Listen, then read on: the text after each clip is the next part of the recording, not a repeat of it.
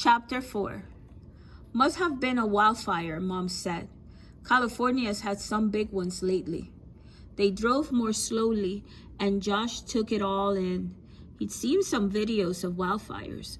Flames is shooting up into the sky, black smoke, big planes dumping water, and that bright red foam from the sky.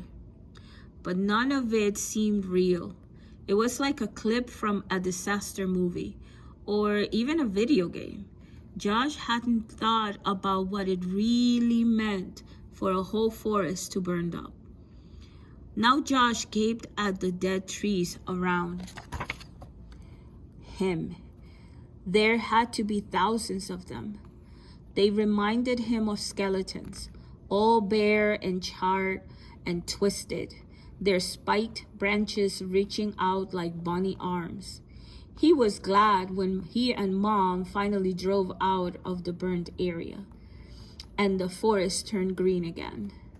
A little ways up, Mom stopped at a small store so they could get some snacks. Looks like you had a fire around here, Mom said to the gray-haired woman at the cash register. Sure did, the woman said, ringing up their chips and waters. July of 2015 burned for a whole week. Goodness, Mom said. Lost some houses too, the woman added, shaking her head sadly. These fires are happening more and more. Up and down California. Other places too. Why is that? Mom asked, swiping her credit card. I'm no scientist, the woman said, putting their snack into a paper bag. But it has to be the weather. Everything's out of whack. Our summers are so long and hot, we hardly get any rain anymore.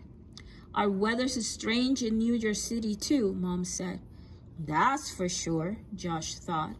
And not just the broiling summers. Winters were wild too. One day you could get frostbite from the cold, and the next day it was warm enough to wear a t-shirt. Mom wished the woman luck, and they left the store. Josh was just buckling his seatbelt when his phone buzzed. He picked it up, figuring it was Dad. He and Josh had been in touch all day, but this time it was Greg. Hey, you alive? Barely, Josh wrote back, smiling as he pictured Greg's goofy grin. They've been best buddies since preschool. Josh loved the guy, even if he could be a little doopy sometimes.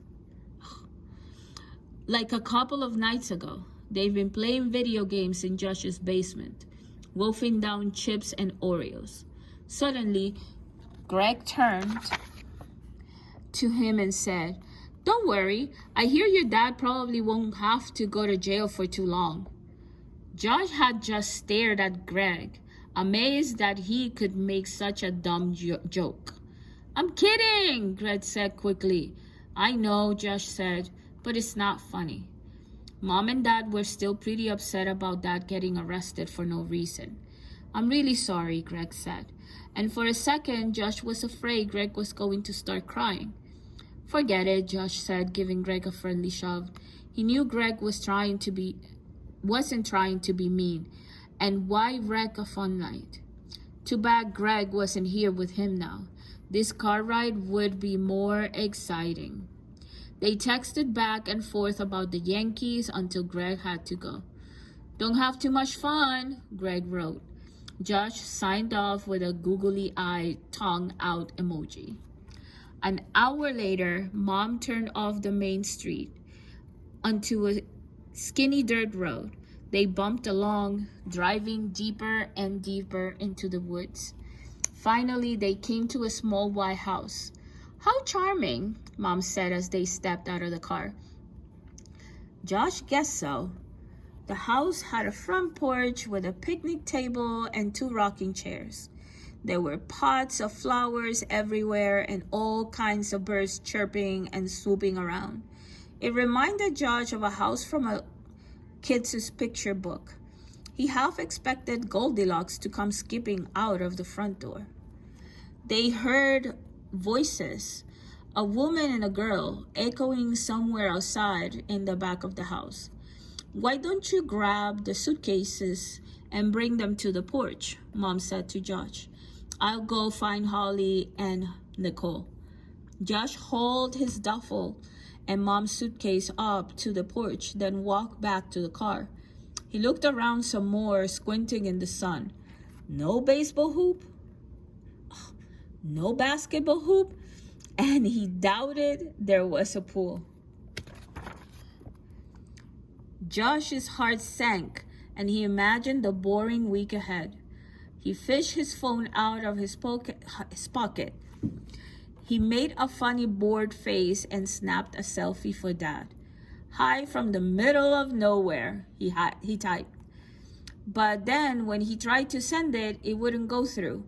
He stared at his phone screen. No self-service. And that's when he heard it. Josh swung his head around, and his heart stopped when he saw it. A massive lizard with brown and black speckled skin. It was at least 6 feet long, with a bullet-shaped head and a long tail. It looked like a leftover dinosaur or something. Whatever it was moving very fast, jaws open, teeth gleaming. It was headed right for Josh.